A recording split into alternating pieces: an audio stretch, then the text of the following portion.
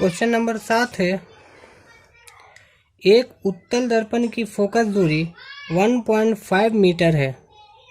इस दर्पण से 5 मीटर की दूरी पर एक वस्तु स्थित है। इस वस्तु का प्रतिबिंब कहाँ बनेगा? यह भी बताएं कि प्रतिबिंब का आकार क्या होगा और यह वास्तविक होगा या काल्पनिक होगा, ये पूछ रहा है।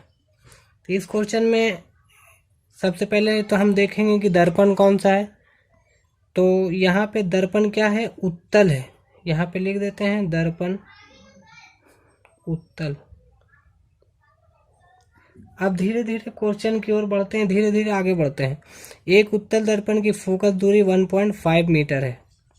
बहुत ही अच्छा क्वेश्चन है, ध्यान दीजिएगा। फोकस दूरी है, एफ का मान हो जाएगा 1.5 मीटर। ये आपका एफ का मान है। अब यहाँ पे देखिएगा, उत्तल दर्पण में फोकस दूरी धनात्मक होती है, इसलिए यहाँ पे प्लस हो जाएगा 1.5 मीटर। अब फिर आगे बढ़ते हैं। क्वेश्चन है, इस दर्पण से 5 मीटर की दूरी पर एक वस्तु स्थित है। वस्तु कितना दूरी पे है? तो 5 मीटर की दूरी पे। दर्पण से 5 मीटर की दूरी पे वस्तु स्थित है। दर्पण उत्तल हो चाहे अवतल हो, वस्तु दूरी हमेशा ऋणात्मक होता है 5 मीटर की दूरी पे। इस वस्तु का प्रतिबिंब कहाँ बनेगा? भी का मान पूछ रहा है, क्या होगा और क्या पूछ रहा है? यह भी बताएं कि प्रतिबिंब का आकार क्या होगा। प्रतिबिंब का आकार मतलब एच पूछ रहा है, एच डैश पूछ रहा है क्या होगा, और वह वास्तविक होगा या आभासी होगा। एच भी पूछ रहा है और एच डैश भी पूछ रहा है, इसलिए हम लोग इसे डायरेक्ट बोल दें कि ये हमसे एम पूछ रहा है। आकार क्या होगा? वस्तु का आकार और प्रतिबिंब का आकार, दोनों को आकार क्या होगा, यानी एम का मान हमसे पूछा जा रहा है कि एम क्या होगा।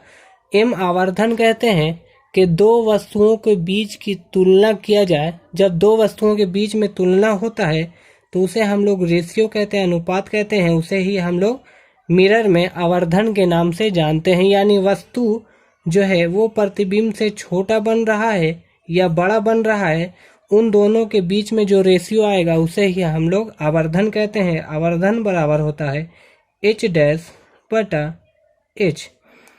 इसे हम लोग रेशियो के नाम से भी जानते हैं, एच डैश अनुपात एच। इसका मतलब ये हुआ कि प्रतिबिंब वस्तु से कितना छोटा है, कितना बड़ा है, क्या है, इसका आकार क्या है, आकृति कैसा है, उसे ही हम लोग रेशियो कहते हैं, तुलना करना कहते हैं, जिसे हम लोग आवर्धन भी कहते हैं।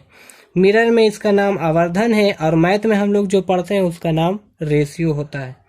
तो यहाँ पे एच डैश बाई एच पूछ रहा है, यानी हमसे आवर्धन पूछ रहा है कि वस्तु से कितना गुना बड़ा बन रहा है। तो चलिए ज्ञात करते हैं। तो भी निकालने के लिए सबसे पहले हम देखते हैं, सबसे पहले भी पूछ रहा है तो भी निकालने के लिए फॉर्मूला होता है 1/f is equal to 1/v plus 1/u। F का मान दिया हुआ है, एफ का मान हम बैठा देते हैं। भी का मान नहीं दिया हुआ है, भी वैसे ही रहने देते हैं। यू का मान कितना है? तो यू का मान -5 मीटर है, यहाँ पे लिख दिया -5 मीटर। अब हमें भी ज्ञात करना है, इसलिए इसको हम बराबर के इस तरफ ले आते हैं। तो ये क्या हो जाएगा?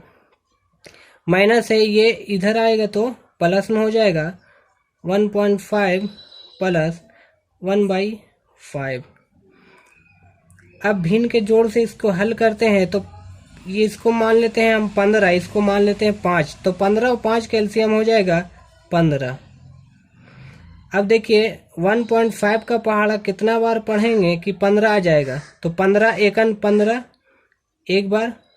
अब देखिए यहाँ पे पॉइंट है, एक अंक के बाद पॉइंट है, पॉइंट हटता है तो 0 बैठ जाता है, यानी 10 बार पढ़ेंगे 1.5 का पहाड़ा तो 15 आ जाएगा। बीच में प्लस है, 5 का पहाड़ा के बार पढ़ेंगे तो 15 आएगा, तो 3 बार पढ़ेंगे तो 15 आ जाएगा। तो ये हो जाएगा 13/15।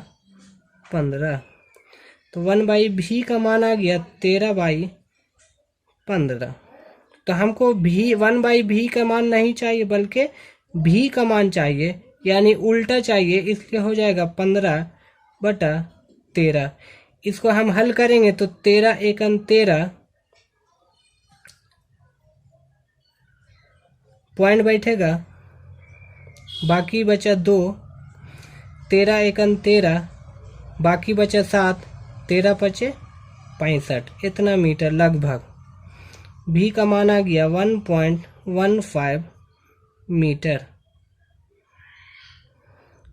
चलिए यहाँ पे देखिए, भी का मान निकल गया, यू का मान निकल गया, एफ का मान निकल गया।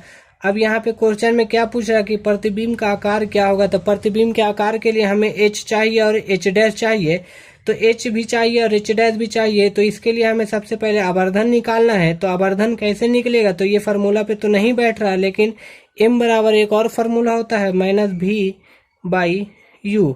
यहाँ से भी का मान निकाल लेंगे, यू का मान भी निकाल देंगे, तो हमारा आवर्धन निकल जाएगा। और जब आवर्धन ही निकल जाएगा तो यहाँ से हम बता सकते हैं कि वस्तु से दोनों का क्या अनुपात है, कौन कितना बड़ा है। तो चलिए देखते हैं।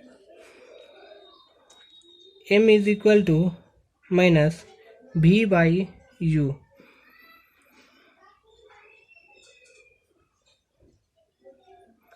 माइनस का माइनस, भी का मान यहाँ देखिएगा नहीं था, यहाँ अभी हम निकाले हैं 1.15। u का मान देखिएगा, u का मान दिया हुआ है -5। ये माइनस से ये माइनस कटा, m का मान आ जाएगा 1.15/5। अब इसको हम हल करते हैं तो कितना हो जाएगा।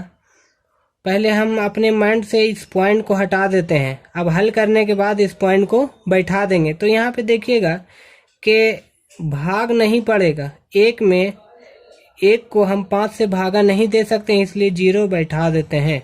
उसके बाद पॉइंट, अब इस माइंड में आप हटा दीजिए कि यहाँ पे भी कोई पॉइंट था। अब डायरेक्ट हल करते हैं, 5 दूना 10, बाकी बचा 1, 5 तिया 15, इतना मीटर। तो m का मान आ गया 0.23 मीटर। यहाँ पे मीटर है, यहाँ दोनों में कंफ्यूजन है इसलिए यहाँ पे मीटर लिख दिया। अब हमें पता नहीं चल रहा है कि वस्तु प्रतिबिंब से छोटा है बड़ा है कितना गुना है, इसलिए m बराबर हम बैठा देते हैं h/h, जहाँ h' प्रतिबिंब की ऊंचाई और h हुआ वस्तु की ऊंचाई। यहाँ से हम ज्ञात कर सकते हैं h' बटा h = 0.23, और हम जानते हैं कि नीचे 1 छुपा हुआ रहता है। तो h का मान हो गया 1, h' का मान हो गया 0.23। तो यहाँ देखिएगा, ध्यान दीजिएगा कि जो हमारा प्रतिबिंब है वो वस्तु से कितना गुना छोटा है। तो प्रतिबिंब वस्तु से 0.23 गुना छोटा है। और क्या देखिएगा कि यहाँ पे h' जो आया है वो प्लस में आया है। प्लस में आने के मतलब है कि सीधा बना है, और सीधा कब बनेगा, उत्तल दर्पण। दर्पण कैसा है, उत्तल दर्पण है, उल्टा बना दिया है।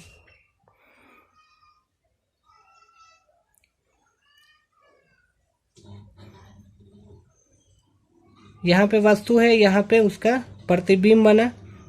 वस्तु छोटा है, प्रतिबिंब, वस्तु बड़ा है, प्रतिबिंब छोटा है। कितना गुना, तो 0.23 गुना छोटा है। और यहाँ पे देखिएगा प्लस क्या बताता है, प्लस यहाँ पे बताता है कि ये ऊपर की ओर वस्तु बना है। अगर नीचे की ओर ऐसी इस तरह से बनता वस्तु तो ये क्या होता, माइनस में यहाँ पे आता, लेकिन यहाँ पे हम क्या देखते हैं कि प्लस में आंसर आया है, यानी वस्तु जो है वो सीधा बना है। सीधा कब बनेगा वस्तु, जब वो काल्पनिक होगा। उत्तल दर्पण कैसा है, उत्तल है तो उत्तल दर्पण में जब काल्पनिक बनेगा तथा काल्पनिक, ये आपका आंसर हो जाएगा।